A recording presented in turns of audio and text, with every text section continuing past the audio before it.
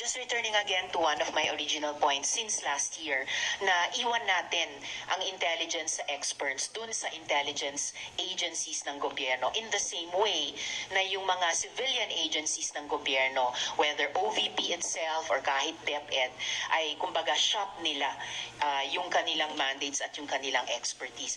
Huling tanong na lang po, Madam VP, Mr. Chair, yung activities na binanggit ng VP kanina, hindi po ba part na rin ng regular law enforcement work na yung mga law enforcement agencies natin ay ginagawa na rin? Mr. Chair, Your Honor, we have different mandates from the other government agencies. So our intelligence, our confidential funds are used according to Joint Circular 2015-01. And whatever we gather from our confidential funds and surveillance, we share it with mainly the Armed Forces of the Philippines and the Philippine National Police, as well as they share as well intelligence information that they gather, which are not included in our database. Thank you. Thank you kayo, Madam VP. I'm glad to hear na nag-share or mag-share ang OVP ng information na nakolekta ninyo sa AFP at PNP. Again, because it makes the point na sila talaga yung primary na may mandato talaga, not any other civilian agency, sila talaga ang kasama sa may mandato sa intel work. Lastly, just to make of record also, continuing from yung pagbanggit ko sa 2015 joint resolution na what the confidential funds may only be used for, nakasulat din dun sa 2015 joint resolution na confidential and intelligence funds cannot be used for salaries, wages, overtime, additional compensation, allowance, or other fringe benefits of officials and employees who are employed by the government in whatever capacity or elected officials except when authorized by law.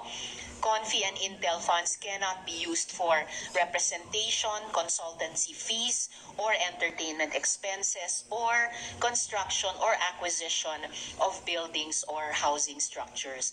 So, daghang salamat, Madam VP. Maraming salamat, Mr. Chair. I'll pursue in plenary periods of interpellation and amendments.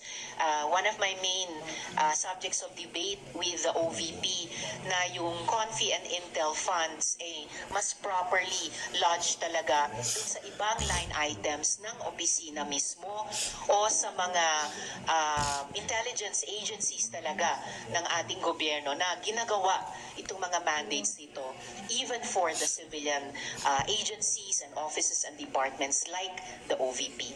Salamat, Mr. Thank you very Chair. much, Deputy At salamat kay Minority Leader sa and additional Vice Chair minutes. Risa. Mr. Risa. Chair. Yes, Vice President. Mr. Chair, Your Honor, the Office of the Vice President can only propose the use of confidential funds based on Joint Circular 2015-01, but we leave it to the decision and discretion of the members of Congress who has the power of the purse to decide whether to grant confidential funds to our office. We can only propose, but we are not insisting. We can live without confidential funds. But of course, our work will be much easier if we have the flexibility of confidential funds in monitoring the safe, secure, and successful implementations of the programs, projects, and activities of the Office of the Vice President. Thank you. Mr. Chair.